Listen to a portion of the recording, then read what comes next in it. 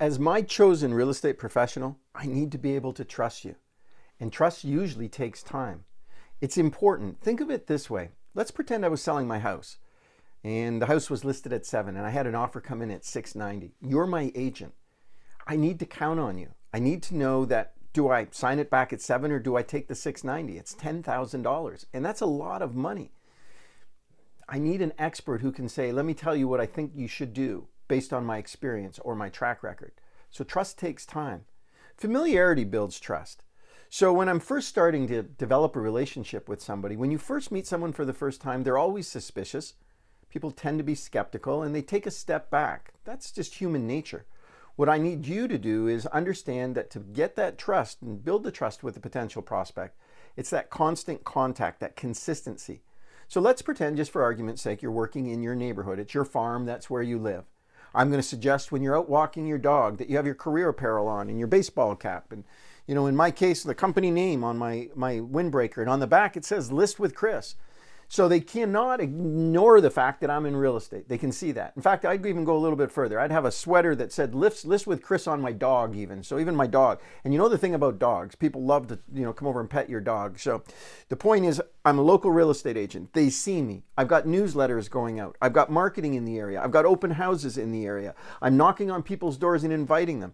It's that familiarity over time. Next thing you know, it takes a month, takes 2. If you specialize and you're working in the same area, you'll be out walking or going for a walk with the dog and the neighbors will be out doing some yard work and they'll be saying, hey, there's our real estate agent. Hello, Chris. I've never sold their house. I didn't sell them that house and I haven't sold a house for them. But they see me as a local part of the community, a part of the fabric of this community. They see me as one of them.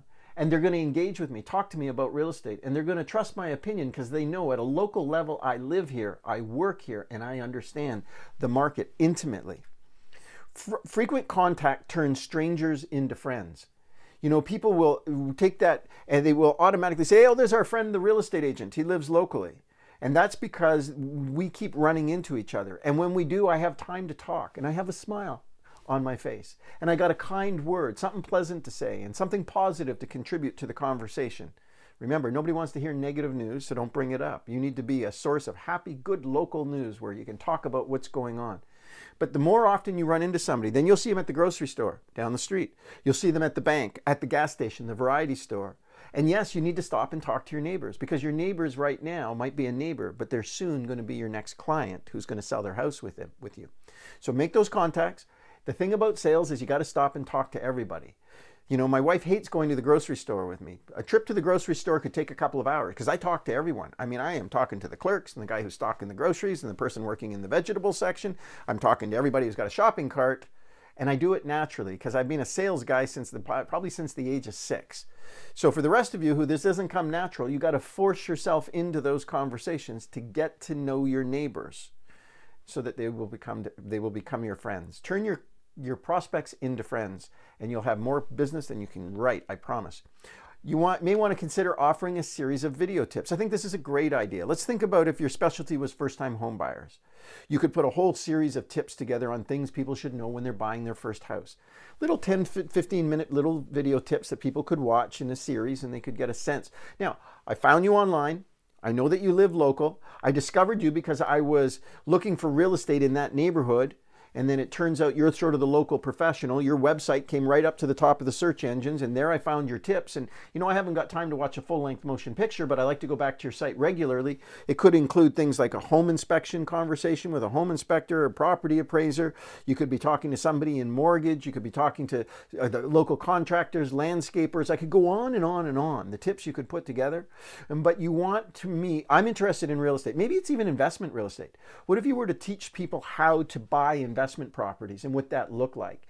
And you were seen as a local expert. Your whole business was local and it was about the local market. But you know what? If I wanted to buy a duplex or a triplex, you're the person I'd want to talk to because you know what? You understand cap rates. You understand the landlord-tenant laws. You understand the fire code, the building code. You understand zoning. And I get that because I'm watching your videos.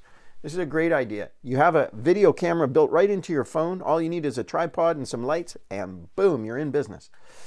The other thing I'm going to suggest is that you use your CRM system every day. Customer relationship management. It is the future of your business, and it needs to start now. You need to use your CRM system to stay in touch with people you have a relationship with.